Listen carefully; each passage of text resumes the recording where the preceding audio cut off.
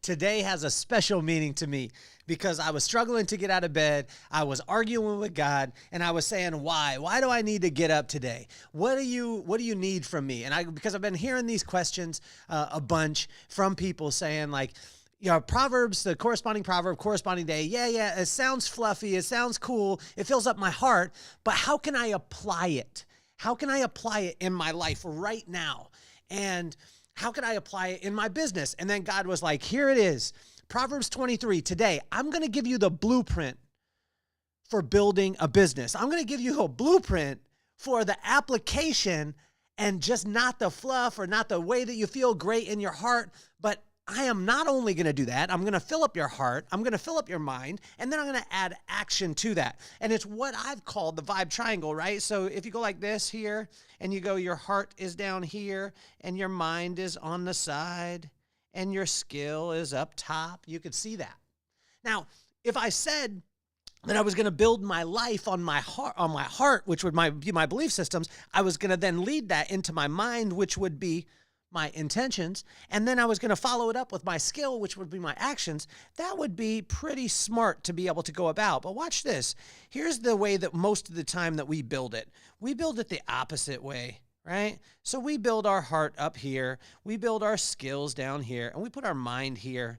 So we think that, hey, when I go through and I create a skill, then I'm going to hopefully convince my mind, and then that is going to drop down into my heart. And God keeps saying it's exactly opposite.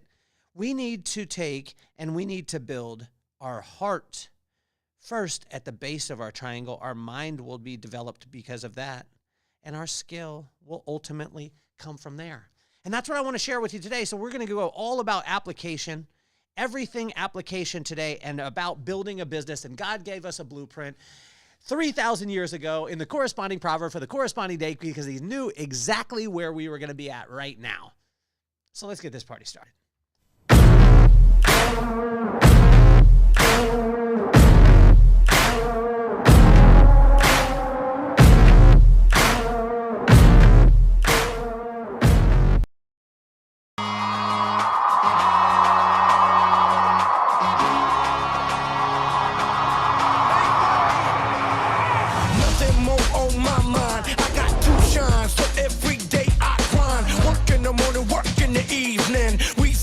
Cause we believin', it's for certain, we put the work in. We ain't stopped just because it's hurting right before your eyes. So it's coming to no surprise, the takeover is televised. Over and over and over again, make no mistake, we continue to win. Defeat never know, cause I will not lose. They wanna mimic my moves, but can't walk in my shoes.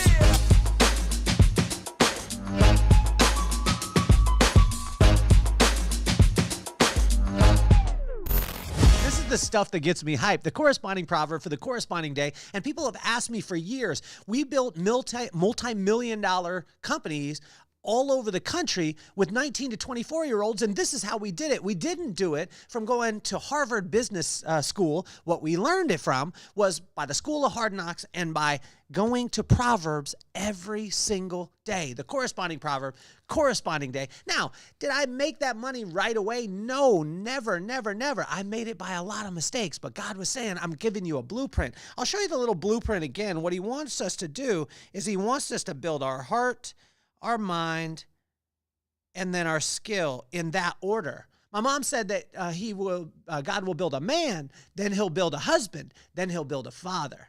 Well, there was a couple of those that I got out of order.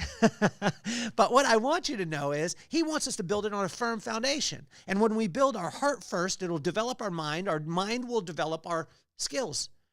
And today it's all about action. It's all about application. So how can I build a business, right? And so one of the cool things is here, let me get this off the screen for you. When we take our heart,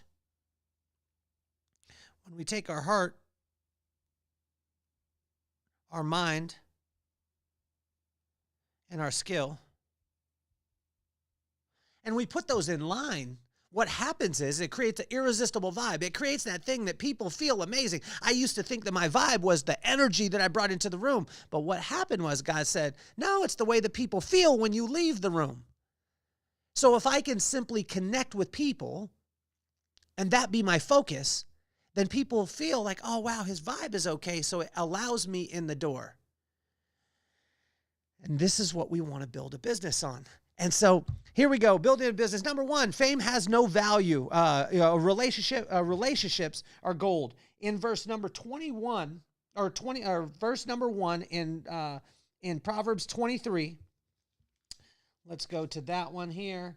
It says, when you sit and dine with a ruler, note well what is before you, and put a knife to your throat. If you are given to gluttony, do not crave his delicacies, for his food is deceptive. And this is one of the things with fame. When we start to build a business, a lot of times we think that, hey, I'm going to gain influence over people. I'm going to gain impact in the world. No.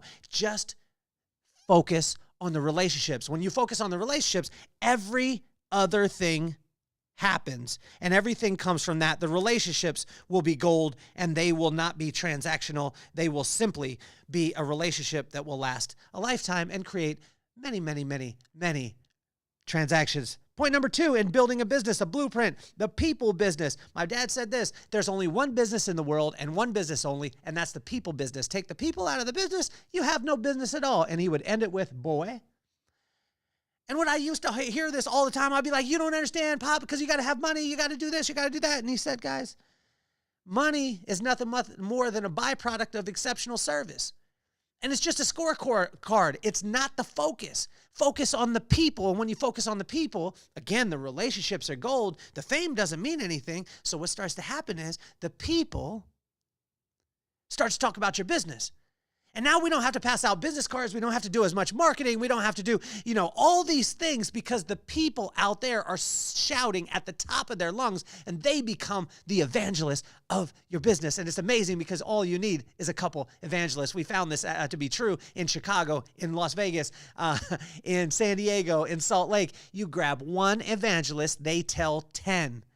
The rule of 10 goes like this. If you give exceptional service to someone, then they're going to go tell 10 people. If you give bad service to someone, or just mediocre, they go tell 10 people not to come near you. So imagine this. I do great service. One person tells 10 people. Those 10 people tell 10 people. Now I'm at 100. Those 100 people tell 10 people. I'm at 1,000. But a lot of times we try and email market the 1,000 to try and get the one. Focus on the one that you're spending time with right now. This is from 3,000-year-old wisdom, the corresponding proverb, corresponding day. Proverbs 23, it gives the blueprint for what our business can be. And point number 3, when you add value, the price drops away. So in verse 6 through 8, I get so excited about this, because this is what I built my life on. This is what I built my business on. This is the reason why my family gets to enjoy the things that they enjoy, is because God gave me the blueprint, and he gives us the blueprint. Do not eat the food of a begrudging host. Do not crave his delicacies, for he is the kind of person who is always thinking about the cost. Eat, drink, he says to you, but his heart is not with you. You will vomit up the little you have eaten and have wasted all your compliments. See, when you add value, the price drops away. And this is 2 things. Number 1 is don't chase after people who aren't the guest for what it is that you're doing. If you're constantly battling in price, if you've got a person who's constantly saying, oh my gosh, the price, then you aren't giving the level of service that you can. And if you give the level of service, then people don't care about the price anymore. But a lot of times what we do is we lead with mediocre service, and then we expect the person to say, oh, wow, I'll pay whatever. No, they will pay whatever when the service far exceeds. So my pops would always say, boy, if you charge someone $4, you better give them $8 to $12 in service. That way they're in your debt, you're not in theirs. And it was just a concept that was so very simple. Number 4 in the blueprint is know your industry. In verse 10, it's amazing, because God knew business 3,000 years ago. He knew that we were going to be in business, and we were going to need to know this. Here we go. Do not move an ancient boundary stone or encroach on the fields of the fatherless, for their defender is strong, and he will take up their case against you. Just know your industry. And so when it says don't move an ancient boundary stone. Understand the traditions. Understand what's happened in your industry. Most industries are not that tough.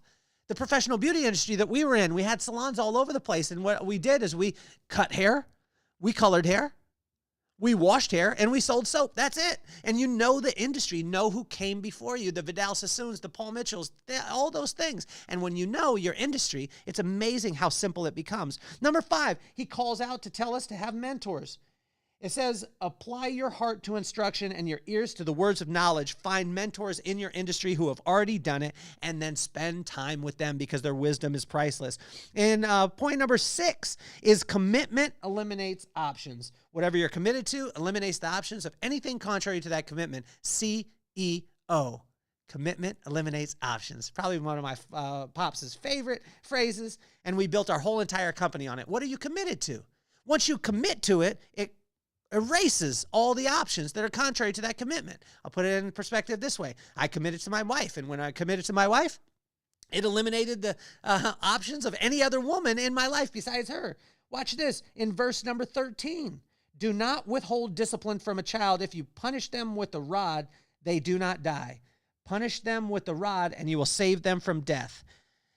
Guys, just ask yourself what you're committed to. You will discipline yourself if you're committed to it. This morning when I got up, I was, I don't know if I should come, all this stuff, but I've committed to doing the corresponding proverb for the corresponding day and recording it. Not for you, but for my study.